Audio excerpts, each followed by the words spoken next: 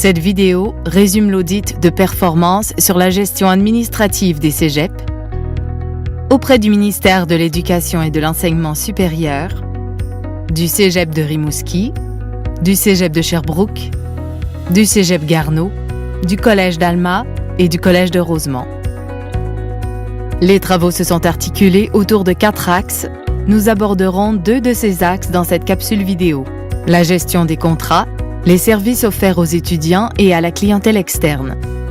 Pour l'année 2014-2015, les dépenses de fonctionnement et d'investissement se sont élevées à un peu plus de 2,3 milliards de dollars. Pour les 5 cégeps audités, cela représente près de 270 millions de dollars. Les cégeps acquièrent des biens et des services et concluent avec de nombreux fournisseurs des contrats de différentes natures, dont l'approvisionnement, les services professionnels ou de nature technique, les travaux de construction. Le processus de gestion contractuelle comporte plusieurs étapes, dont l'établissement des besoins et l'estimation des coûts, la préparation de l'appel d'offres, la sollicitation et la sélection des fournisseurs, l'attribution et le suivi du contrat et l'évaluation des biens et des services reçus du fournisseur. Des activités prévues dans le processus de gestion contractuelle ne sont pas effectuées de façon rigoureuse. Des dépassements de coûts, le non-respect de certains délais et des cas de non-conformité à la réglementation ont notamment été observés. Avant de conclure un contrat, il est nécessaire de bien définir les besoins et les produits livrables, de déterminer les spécifications techniques, d'évaluer les coûts et de fixer l'échéancier.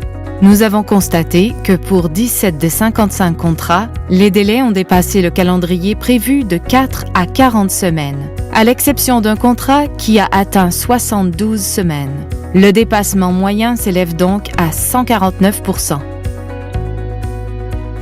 Par ailleurs, pour 12 contrats analysés, des dépassements de coûts variant de 12 à 85% ont été observés, équivalent à 719 000 $.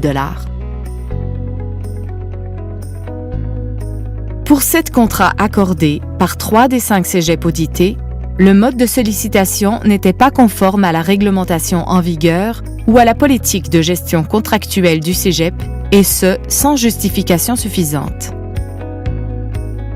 Parmi les 19 contrats analysés, qui ont été conclus de gré à gré, 6 auraient dû faire l'objet d'un appel d'offres sur invitation ou d'un appel d'offres public. 3 des cégeps audités ont utilisé le mode de sollicitation de gré à gré pour acquérir des logiciels pour la gestion et la pédagogie, sans analyser si des options moins coûteuses étaient disponibles.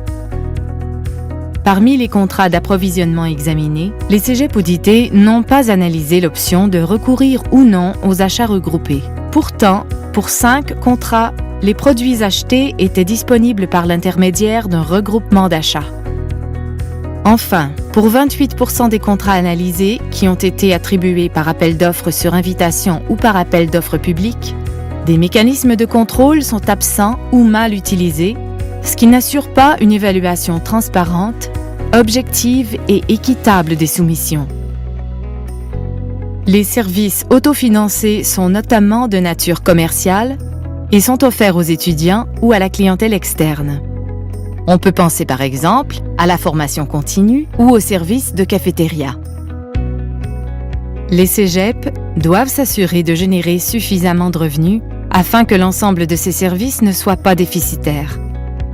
En 2014-2015, les revenus liés aux services autofinancés des 48 cégeps se sont élevés à 321 millions de dollars, soit 15% de leurs revenus totaux. Pour les 5 cégeps audités, les revenus liés à ces services ont atteint 38,8 millions de dollars. Dans certains cas, l'information financière relative aux services autofinancés ne permet pas aux décideurs d'évaluer si les partenariats sont rentables. Dans d'autres cas, elle est insuffisante pour qu'ils puissent apprécier l'atteinte des résultats prévus. Plus précisément, la connaissance des coûts est incomplète car l'imputation est souvent absente, arbitraire ou partielle.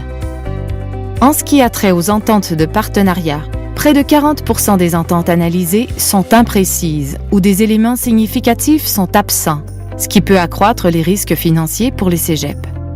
Par exemple, il n'y a parfois aucune clause de modification ou de résiliation où les services attendus et les responsabilités des parties ne sont pas précisés. Pour de plus amples renseignements, consultez le rapport entier au www.vgq.qc.ca.